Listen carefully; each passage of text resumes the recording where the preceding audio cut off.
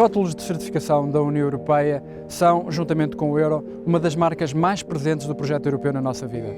Há quem goste e defenda esta normalização, mas há também quem pense que ela limitou muito daquilo que é ser intrinsecamente português, sobretudo por via alimentar.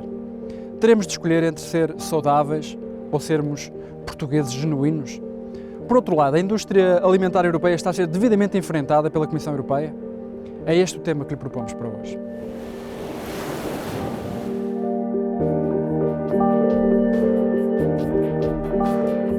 Há um número que é uma enorme conquista do bem-estar social e físico da Europa dos últimos anos, o do aumento da esperança de vida. Portugal não foge a essa regra e a curva da esperança de vida fala por si. Repare-se que os últimos 20 anos proporcionaram às mulheres mais 4 anos de esperança de vida e aos homens mais 5. Hoje, uma mulher pode aspirar a viver até praticamente aos 81 anos, enquanto os homens estão próximos dos 75. Ao mesmo tempo, a taxa de mortalidade infantil baixou de 19 mortes por cada 1000 partos, em 86, para 4 mortes em 2003. Um facto que, ao longo das últimas décadas, permitiu que Portugal escalasse alguns lugares no Índice de Desenvolvimento Humano. A saúde é uma questão-chave de cada país. Ela absorve uma crescente percentagem da riqueza dos Estados. Os números evidenciam que, no início da década de 80, o país não chegava à média europeia em gastos de saúde, fruto de uma pobreza acentuada da sua população. Mas em 20 e poucos anos, não só atingimos a média europeia, como a ultrapassamos. As projeções mostram que, nos próximos anos, com a maior longevidade, os números da saúde não pararão de crescer, podendo chegar aos 13,6% em 2020 e aos 20,3% em 2030, segundo projeções da OCDE. Doenças como a SIDA ou a tuberculose, Alzheimer ou a obesidade preenchem a agenda dos ministros da saúde de todos os países mundiais, mas a União Europeia, que é, apesar de tudo, um oásis neste continente, estende o seu olhar para outras matérias como as drogas, antitabagismo, prevenção de epidemias, saúde oral ou áreas do conhecimento mais avançadas como as da inovação farmacêutica ou homeopatia. Neste universo tão vasto, optamos hoje por focar a nossa atenção na segurança alimentar, acompanhada da normalização de produção, uma das chaves mestras da política preventiva de saúde e de bem-estar dos cidadãos. As políticas comunitárias têm produzido um impacto considerável na organização da indústria agrícola, com resultado direto na quantidade e qualidade da produção alimentar. A introdução de maquinaria tecnologicamente avançada, modernos sistemas de rega, adubos químicos e pesticidas teve como resultado direto uma alteração significativa da forma como hoje olhamos para os alimentos. É necessário compreender a história para percebermos como chegámos aqui. De um momento para o outro, a Europa esfomeada, saída da Segunda Grande Guerra, faz um enorme esforço para ser autossuficiente e com isso gerar bem-estar e paz. A medida tem um êxito inesperado que gera uma nova preocupação, os excedentes agrícolas. Aparecem os mares de leite, toneladas de produção excedentária de frutas e legumes. Mas a União Europeia introduziu igualmente novos regulamentos e diretivas, uma das quais, muito recentemente, com grande polémica, a REACH. Depois de 14 anos, foi finalmente regulada a presença de substâncias químicas em todos os produtos de consumo, sejam eles de origem europeia ou de fora do espaço comunitário, capazes de afetar o ser humano. Numa era hiperquímica, a defesa dos cidadãos, face às indústrias, é um fator essencial. Umas estrelas douradas num fundo azul, a bandeira europeia. Que sensação provoca quando a vemos no rótulo alimentar? Esta questão tem sido muito discutida e há quem defenda que a Comissão Europeia tem cedido muito face à indústria alimentar. Por outro lado, há quem veja antes um ciclópico esforço para regulamentar toda esta matéria que é fundamental para a saúde dos cidadãos europeus. É que, na verdade, não há saúde sem boa legislação alimentar.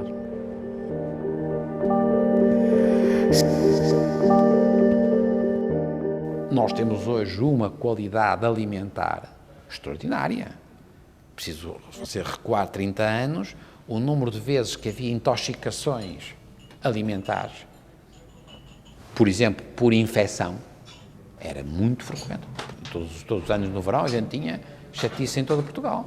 Batizados, reuniões partidárias, festinhas de escola, as crianças acabavam sempre no hospital, a vomitar e com diarreia. Esta entrada, esta adesão de Portugal às comunidades permitiu que nós pudéssemos endogeneizar na nossa própria regulamentação e na nossa própria abordagem ao nível dos alimentos tudo aquilo que de facto se faz lá fora e que é muito exigente.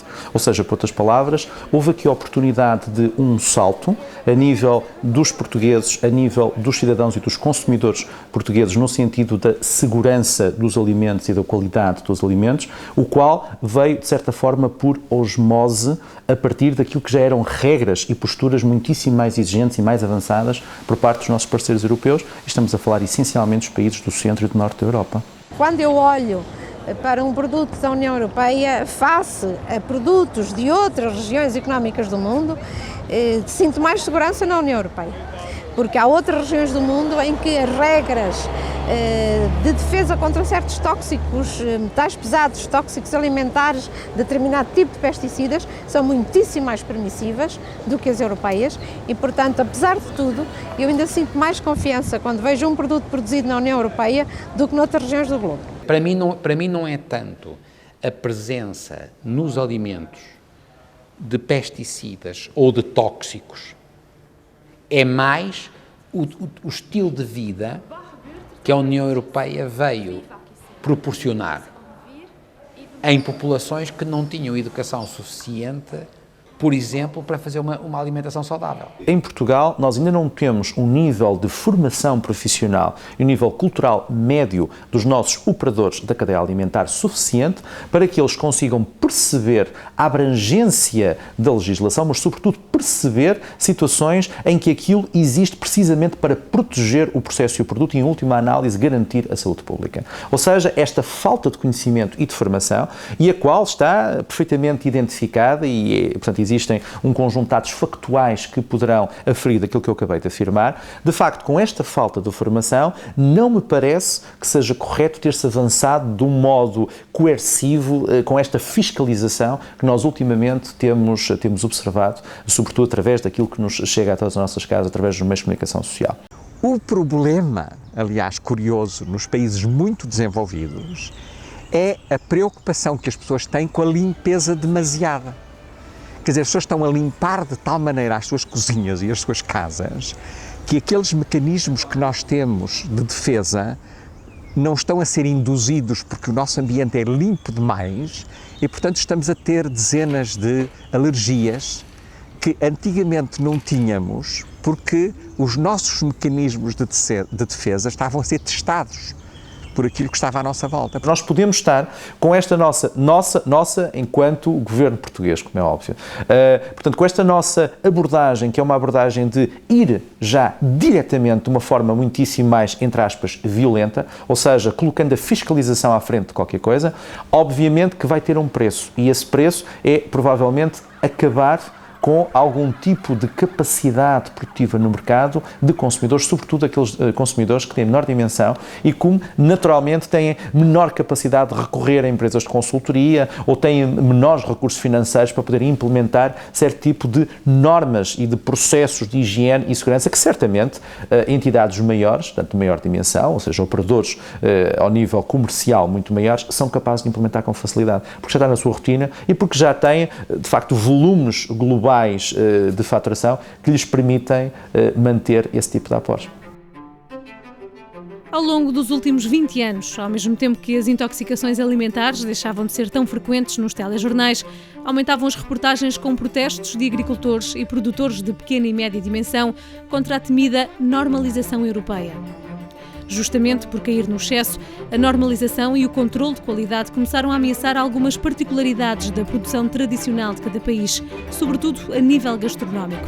Quem já não se recorda da polémica nacional em torno dos produtos de charcutaria ou, mais recentemente, a utilização culinária da colher de pau. Em França, por exemplo, a indústria do queijo teve de ser reinventada para poder garantir total segurança alimentar, mantendo ao mesmo tempo a identidade intrínseca de cada receita tradicional. Provavelmente nós estamos a comer em Portugal com mais facilidade do que estávamos há 25 ou 30 anos, mas eu não sei se estamos a comer com mais qualidade, porque a industrialização a que os produtos alimentares estão a ser submetidos, obviamente que os torna mais pobres em nutrientes essenciais, e isso não é só no nosso país. Múltiplos estudos nutricionais da Europa mais bem nutrida, digamos, ou mais bem alimentada da Europa, têm mostrado que há desnutrição essencial. Um estudo, por exemplo, em 96, eu estou-me a lembrar, de um grande nutricionista francês, que é o Jean-Paul Courtet, que fez um estudo populacional em França, em 1996, a deficiência em zinco, em vitamina D, em vitamina B6, em magnésio, na população normalmente alimentada da França, era gritante. E, portanto, os alimentos muito standardizados são muito desnutridos. Muita dessa legislação, pelo facto de ter sido importada quase diretamente a partir do que são diretivas comunitárias, por vezes ter pouca aderência à realidade portuguesa, como aliás também pode ter pouca aderência a outras realidades regionais ao nível de outros países europeus.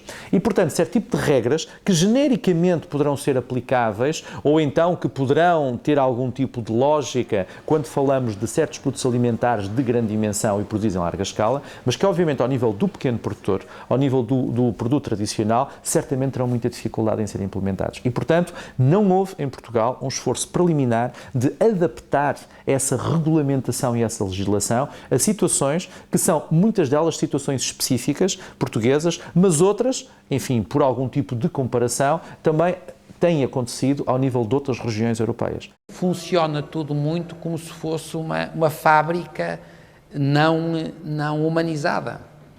E a agricultura, o que caracterizava a agricultura era exatamente não ser uma fábrica e ser muito humanizada. Quer dizer, o tipo que tem umas maçãs estupendas no quintal e que ia vender ao supermercado da esquina, agora já não pode, não é? Porque as maçãs estão bichosas, não têm o tamanho certo, ele não quer, não sei o quê.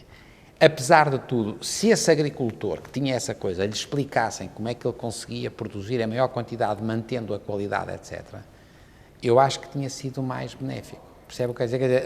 A mim o que me assustou neste processo foi a excessiva normalização, se quiser, acéfala, tudo muito numérico, tudo muito tamanho, tudo muito peso, com pouca atenção à formação pessoal de quem está por detrás do processo. Acho que na Europa há uma consciência muito forte de poder manter as características regionais da diversidade na alimentação. Totalmente, eu acho que isso até é muito forte.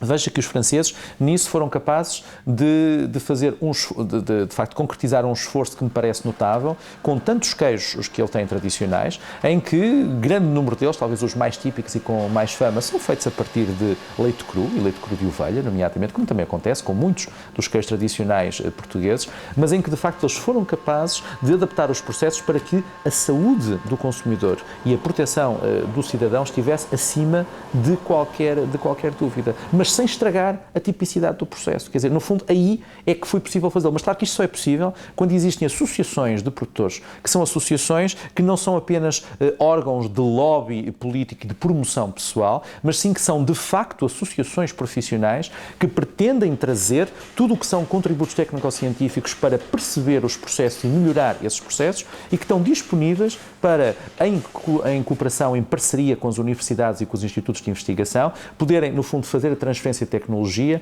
e poderem, com isto, melhorar em termos práticos algo para o que são necessários conhecimentos mais aprofundados e mais fundamentais.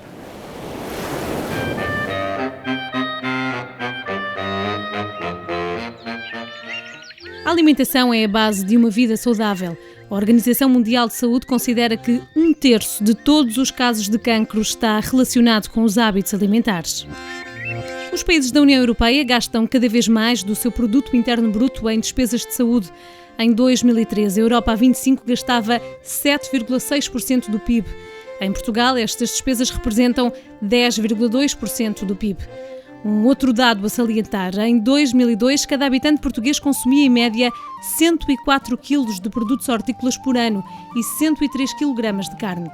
Em 2005, os valores de consumo anual de carne tiveram uma pequena descida, 102 kg por habitante, e os produtos hortícolas retomavam valores do início da década, 107 kg por habitante.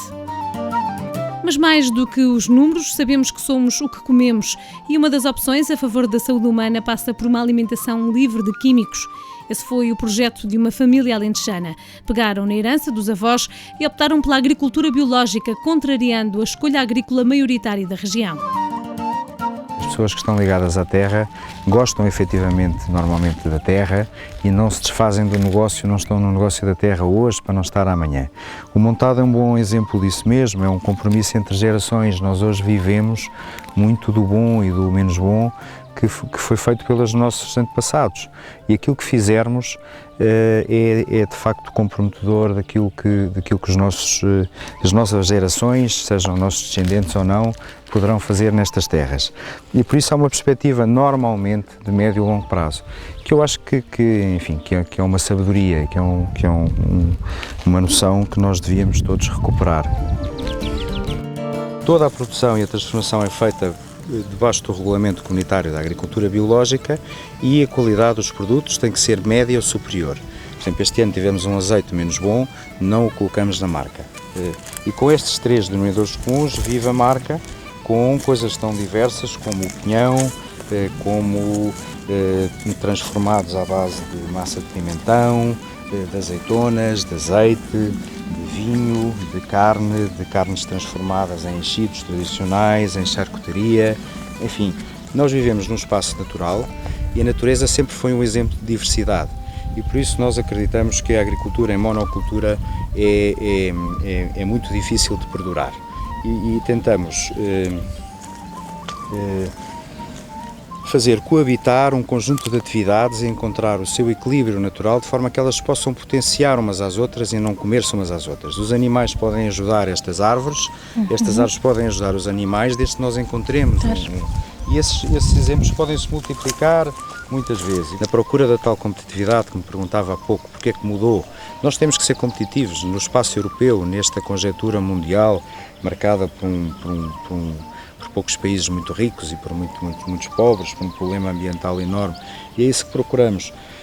De facto, nós temos uma riqueza enorme de variedades, de raças, de receitas, de espécies, e pegar nessa diferença, naquilo que os outros não são capazes de produzir, mas nas nossas particularidades, nos nossos recursos endógenos, como se diz agora, é para nós, enfim, uma via clara possível de alcançar competitividade.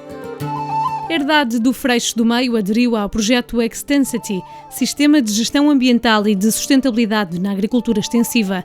Neste programa, financiado pelo Programa LIFE da Comissão Europeia, as ONGs, empresas e o Estado participam no desempenho económico, social e ambiental das explorações. Nós temos neste momento, via esse programa, um contrato com a EDP, que pretendeu compensar os seus impactos negativos da emissão das cartas das faturas de eletricidade através da compra à nossa empresa de impactos positivos no ambiente, nomeadamente uma área de sementeira direta, uma redução na água de rega através da aplicação de uma série de metodologias e a identificação de ninhos, no fundo o compromisso de não danificarmos os ninhos que existem nas áreas de cultura que normalmente pelo processo agrícola normal são danificados. Nós não poderemos competir com as grandes estepes cerealíferas, não conseguimos competir com a produção massiva de determinado tipo de alimentos hortícolas ou mesmo a nível de frutas. Que sugestão é que dava para os agricultores nacionais para seguirem um caminho biológico? Nós temos uma capacidade de ser verdadeiramente competitivos no espaço mundial, essencialmente europeu, mas também mundial, a produzir agricultura biológica, por uma série de razões, quer pelo clima que temos, quer pela estrutura rural que temos, quer pela quantidade dos tais fatores endógenos, das tais variedades adaptadas, enfim, quer pela imagem que temos até de país menos industrializado, menos intensificado. Não tenho dúvida que, não sendo provavelmente uma solução universal, é uma solução para grande parte do nosso mundo rural e do nosso campo. E há pessoas para trabalhar no campo? Tem que haver, enfim, a agricultura biológica tem essa componente muito simpática, que precisa de pessoas, tem uma componente humana, tem uma dificuldade em ser mecanizada e precisa de gente, e o campo sem gente morre. A Alimentos saudáveis são vida com qualidade. A vocação portuguesa para a agricultura biológica poderia ser uma bandeira nacional que dinamizaria um turismo de qualidade ligado ao conceito de bem-estar. Mas o Plano de Desenvolvimento Rural incentiva uma agricultura intensiva em detrimento da biológica. Uma polémica face à qual o tempo mostrará quem tem razão.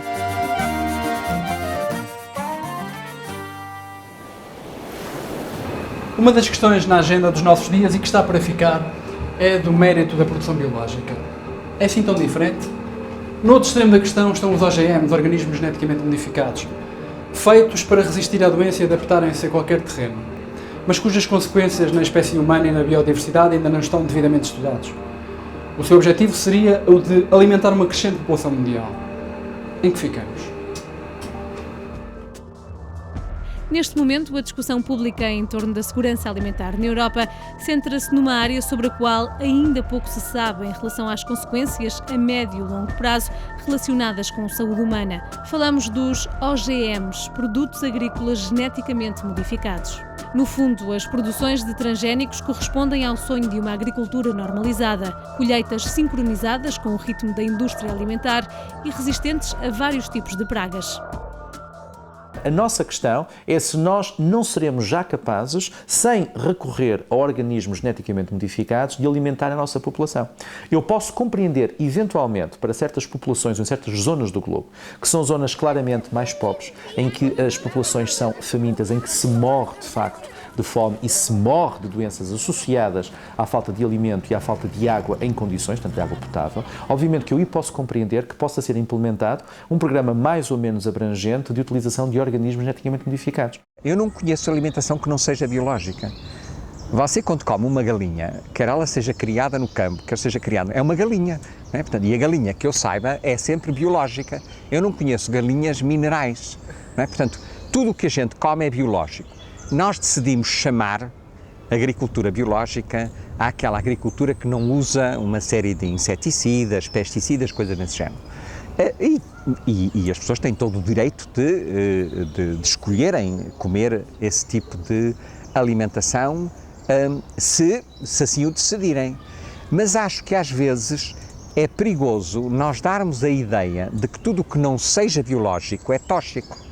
Porque há um pouco esta ideia de que se não for biológico, é tóxico. Ora, entre o tóxico e o biológico há uma grande área cinzenta em que muita gente se alimenta das coisas mais variadas e não estão doentes por causa disso. Devemos ter muito cuidado quando falamos em agricultura biológica, naturalmente que é possível em pequenos nichos, mais até na produção vegetal do que na produção animal, mas penso que a possibilidade de ocupar um nicho de mercado significativo, enfim, há metas pré-estabelecidas, mas de qualquer modo, quer dizer, a agricultura biológica, infelizmente, não será generalizável a longo prazo. Em Portugal, a popularidade da agricultura biológica conquistou novos adeptos, principalmente nos últimos 5 anos. Em 2001, o número de hectares em Portugal destinados à agricultura biológica não chegava aos 100 mil, mas em 2005 esse número ultrapassou os 200 mil hectares. Os operadores certificados em agricultura biológica também aumentaram desde 2001. O número não chegava aos 1000 nesse ano, mas nos 4 anos seguintes, até 2005, quase atingiu os 1600. Neste momento, o debate oscila entre quem defende os transgénicos como a mais moderna arma no combate à fome e quem, de uma forma mais cautelosa, alerte para as consequências, longe de estarem suficientemente identificadas desta tecnologia na saúde e ambiente. O certo é que, ao olhar para os números, os OGM estão um pouco por todo o lado. Dados de 2005 contabilizavam 90 milhões de hectares ocupados por culturas transgénicas em todo o mundo.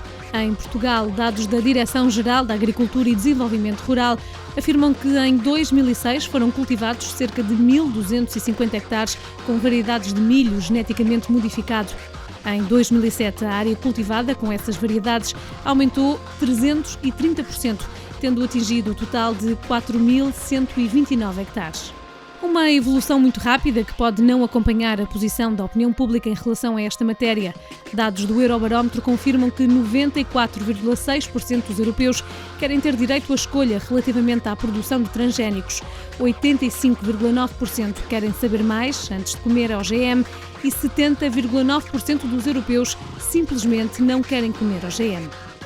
Se muitas empresas e produtores nos Estados Unidos rapidamente olharam para esta semente registada em laboratório como uma forma de expandir a sua capacidade produtiva, a União Europeia segue o princípio da precaução e o uso de transgénicos é permitido apenas para a produção de algumas espécies de consumo animal. Agora, eu não sou capaz de compreender é porquê fazê-lo em países muito desenvolvidos, não é? Que é onde, na prática, muitas dessas culturas e desses organismos estão a ser introduzidos ao nível do mercado, em que, de facto, não existiria necessidade de o fazer, porque há outras formas alternativas, a nível da seleção natural, a nível da produção biológica, a nível de tudo o que é o controle e a proteção, em termos físicos das próprias produções, que não exigiriam esse recurso a organismos geneticamente modificados. Eu penso que o problema máximo dos transgénicos é um problema económico e social e não tanto um problema biológico. Ainda está por demonstrar a perigosidade biológica dos transgénicos. O que não quer dizer que, de novo, o princípio da precaução não seja aplicado e que não se faça uma extensa e sistemática investigação das hipóteses de perigo que possam surgir. Nós próprios aqui no Instituto temos um grupo de investigação nessa área dos efeitos dos alimentos geneticamente modificados na saúde humana, em particular sobre os seus potenciais efeitos alergénicos. E até agora, tanto quanto já pudemos estudar, não se demonstrou o efeito alergénico pelo menos de 2 alimentos, da soja e do milho. Por uma questão de bom senso, ponho-me a pensar se não estaremos também a dar início a qualquer coisa de extremamente perigoso, cujas consequências não sejamos capazes agora de calcular. Como cidadã normal, penso se não será um começo, poderá, alguns investigadores da área dizem que não haverá nenhum problema e que será uma maneira de solucionar a distribuição alimentar em larga escala e uma maneira de contrariar a fome no mundo. E será? Não sei. Para além do debate sobre os transgénicos, o certo é que o aumento do controle da qualidade dos produtos em trânsito comercial na União Europeia constituiu uma garantia na melhoria da qualidade de vida da população. E isso implica saber a origem e a composição do que encontramos no nosso prato. Da mesma forma, a Europa veio facilitar o acesso aos cuidados de saúde, o que se traduz num melhor acesso a tratamentos e medicação. Segundo dados do Serviço Nacional de Saúde, em 1985 o Estado português comparticipou em mais de 54 milhões de embalagens de medicamentos, o que representou um encargo de 117 milhões de euros. 20 anos mais tarde, em 2005, o volume de embalagens comparticipadas atinge os 127 milhões, qualquer coisa como 1.448 milhões de euros suportados pelo Estado. Há 150 anos atrás, o tempo médio de vida dos europeus andava à volta dos 40 anos. É que hoje em dia o tempo médio de vida dos europeus é o dobro. Porquê? Porque é que em 150 anos nós deixávamos de morrer, houve génios que morreram aos 36 anos por terem tuberculose, por terem diarreias que não foram controladas, quer dizer, eu acho que houve um progresso extraordinário naquilo que é a saúde e o acesso à saúde.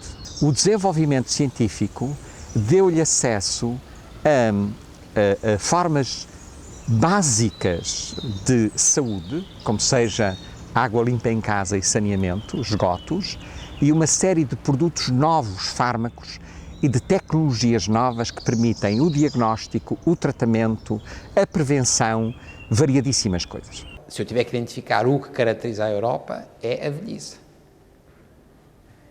E, em parte, a velhice foi fruto do enriquecimento e da normalização.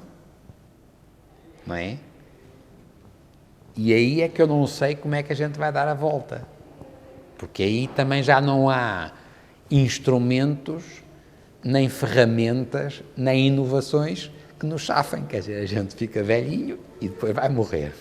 A Europa, assim como os Estados Unidos, os países desenvolvidos, já não têm o problema das doenças agudas. Felizmente soubemos resolvê-los e as epidemias e as doenças infecciosas foi um problema que se resolveram nos últimos 50 anos com a introdução dos antibióticos e com uma série de medidas preventivas.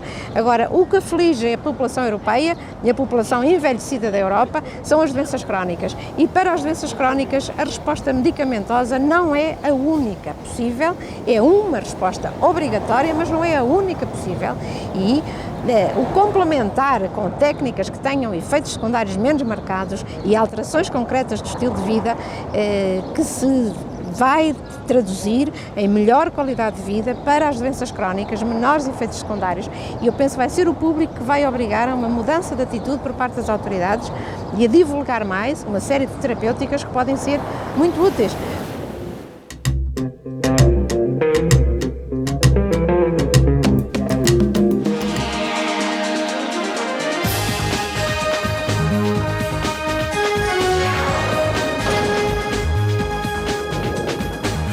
Cientistas britânicos dizem ter provas da ligação entre a doença das vacas loucas e a variante que afeta os humanos. Experiências em ratos permitem concluir que, pouco tempo depois de injetados com a BSE, morrem da doença de Creutzfeldt-Jakob. O novo avanço no estudo da doença surge numa altura em que se suspeita da entrada ilegal no mercado europeu de 10 mil toneladas de carne de vaca do Reino Unido. É finalmente a prova da ligação entre a BSE e a doença Creutzfeldt-Jakob. Cientistas britânicos prometem divulgar na quinta-feira, na revista científica Nature, estudos que provam que quem consome carne de animais infectados pela doença das vacas loucas pode contrair Creutzfeldt-Jakob. Até aqui tudo não passava de uma suspeita, mas os testes feitos em ratos durante 2 anos não parecem deixar dúvidas. Os animais injetados com BSE manifestam sintomas da mesma doença nos humanos e morrem 3 meses depois.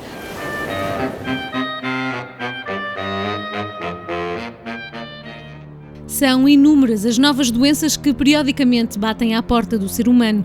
A transmissão da doença das vacas loucas é uma delas, mas atualmente nada bate a SIDA. Em 1979, Robert Gallo, cientista americano, anunciava ter descoberto o primeiro retrovírus humano, um vírus que se transmitia através do contacto com sangue infectado, das relações sexuais e da mãe infectada para o filho ainda em fase de gestação. Em 1982, mais um retrovírus era isolado pelo mesmo investigador, uma descoberta que havia de provocar uma guerra entre cientistas, pois a paternidade desta última estirpe havia de ser reivindicada por um cientista francês, Jean-Luc Montagnier. A paz seria restabelecida quando ambos os cientistas concordaram que o vírus se chamaria HIV. Houve quem afirmasse que o retrovírus teria sido criado em laboratório, resultado de alguma experiência mal sucedida. Contudo, a hipótese mais credível é de que o vírus que provoca a doença em macacos tenha sofrido uma mutação e adquirido a capacidade de infectar seres humanos. Uma capacidade que, sabe-se hoje, terá sido alcançada em 1930. Calcula-se que o HIV tenha começado a infectar os seres humanos em 1931. O primeiro caso de SIDA devidamente comprovado só surgiu em 1977. Segundo a imprensa, a doença só chegaria a Portugal em 1984. O caso de um imigrante português em França seria apresentado nas segundas jornadas de medicina interna como o único caso português de SIDA registado até então. Mas a síndrome de imunodeficiência adquirida chegou a Portugal em 1983, uma doença silenciosa desde o início conotada com as comunidades homossexual e toxicodependente. Os estudos clínicos para encontrar um medicamento para esta doença começaram logo em 1984. Em 85 começava a ser comercializado o primeiro teste da SIDA e mais tarde os primeiros medicamentos. A Food and Drug Administration aprovava em 1987 a comercialização do primeiro antirretroviral, o AZT, medicamentos que não curam, mas que atrasam a evolução da doença.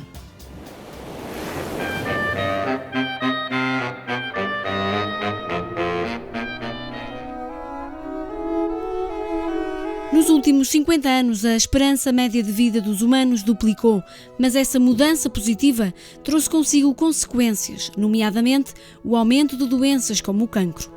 Apesar de todos os dias surgirem novas descobertas para o tratamento desta doença, os especialistas continuam a insistir cada vez mais na importância da prevenção. Em 2003, o cancro matou quase 23 mil portugueses. Esta doença está entre as 3 principais causas de morte em Portugal, a par das doenças cardio- e cerebrovasculares. Apesar da diminuição de mortes por cancro de estômago, o cancro do cólon, próstata, mama e pulmão continuam a aumentar no nosso país. O aparecimento da doença é ditado em grande parte pela predisposição genética, mas há também fatores externos que são decisivos para o seu desenvolvimento. Laranja Pontes, do Instituto de Oncologia do Porto, fala-nos de como estamos a arriscar a nossa vida. O fumo e a obesidade, neste momento, são os 2 fatores determinantes que vão ter impacto nos próximos anos na diminuição da esperança de vida, é a obesidade e o fumo. O fumo principalmente para as mulheres, porque as mulheres fumavam menos e agora estão cada vez a fumar mais, e isso não é uma libertação social como elas podem pensar, mas provavelmente estão a dar um tiro no pé.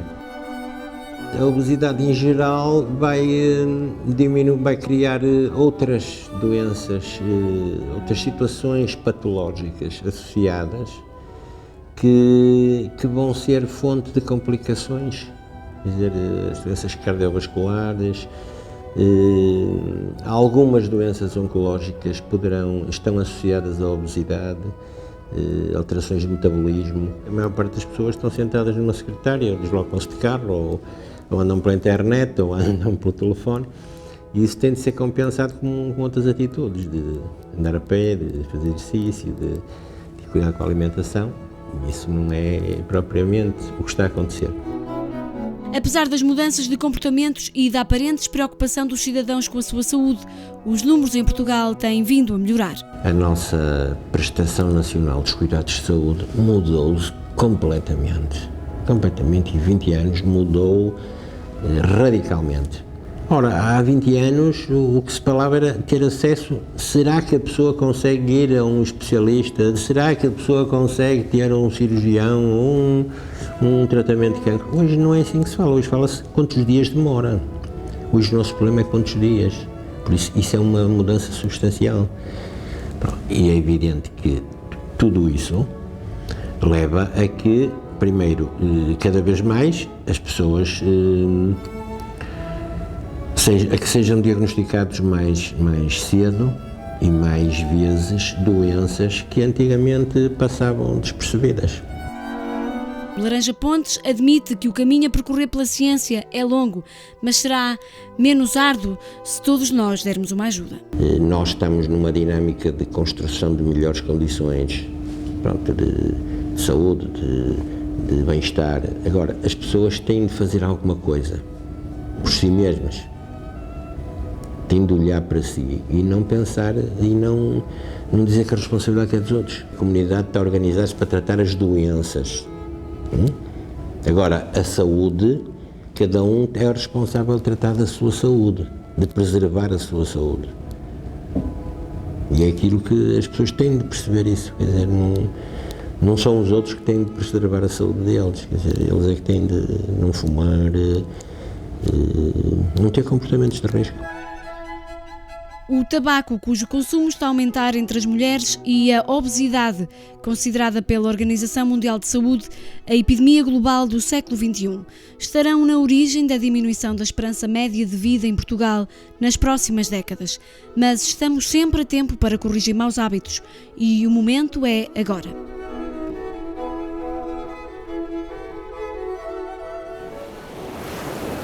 Não há mundos perfeitos e hoje, com os produtos químicos em excesso, os alimentos que precisam de conservantes, o aumento da embalagem, tudo isto gera uma rede tóxica ou quase tóxica que nos fragiliza.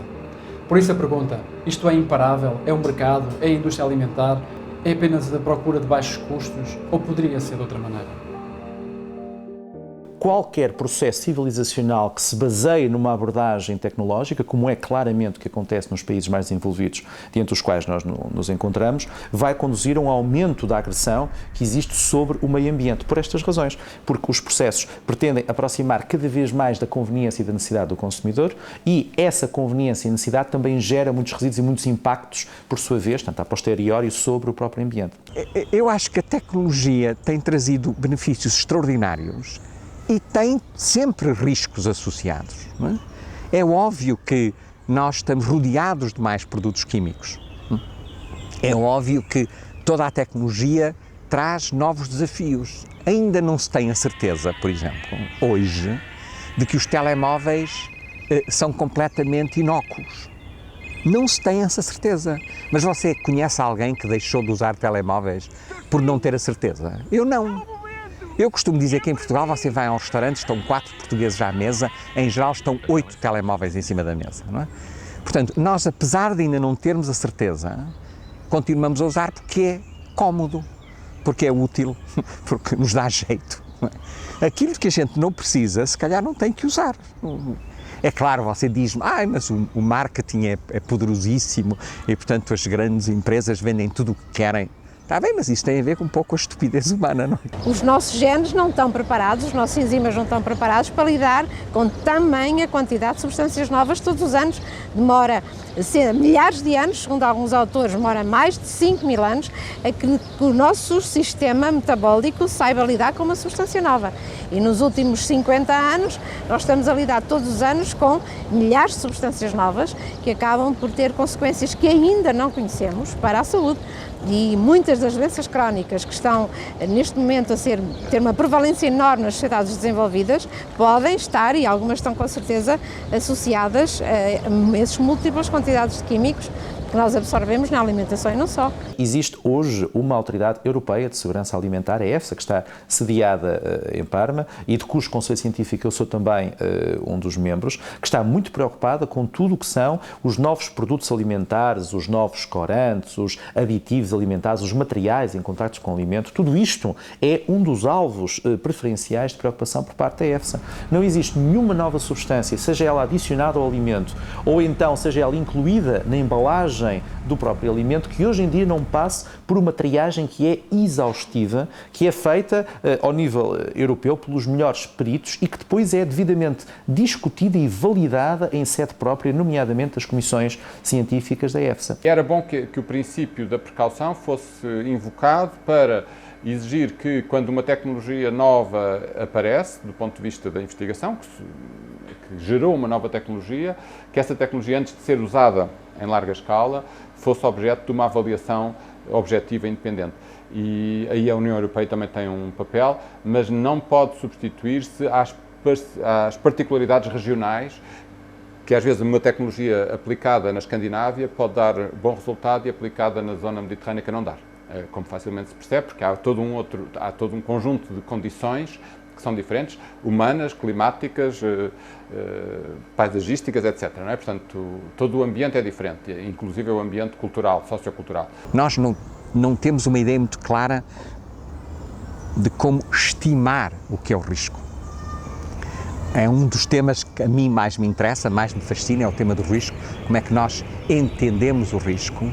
E o risco não tem só a ver com o número de pessoas que morrem ou sobrevivem, tem a ver com a sua visão do mundo. Se você achar que o mundo é uma estrutura muito frágil, você não arrisca quase nada. Se achar que o mundo é uma estrutura muito robusta, arrisca muito mais coisas. E eu garanto-lhe que em relação a certos aspectos da sua vida, você acha que o mundo é muito robusto e em relação a outros acha que é muito frágil.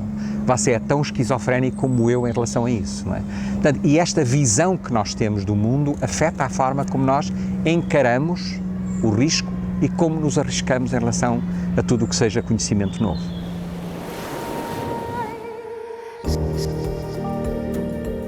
Os europeus vivem cada vez mais anos. A grande questão é saber se essa esperança de vida pode ser reforçada com uma qualidade do seu ambiente em redor da alimentação que torne esse período menos agreste. A União Europeia tem aqui um papel importante porque pode fazer subir o patamar de exigência à indústria alimentar europeia e não só, protegendo melhor os seus cidadãos. Se assim for, vai saber bem ter tido a Europa aqui tão perto.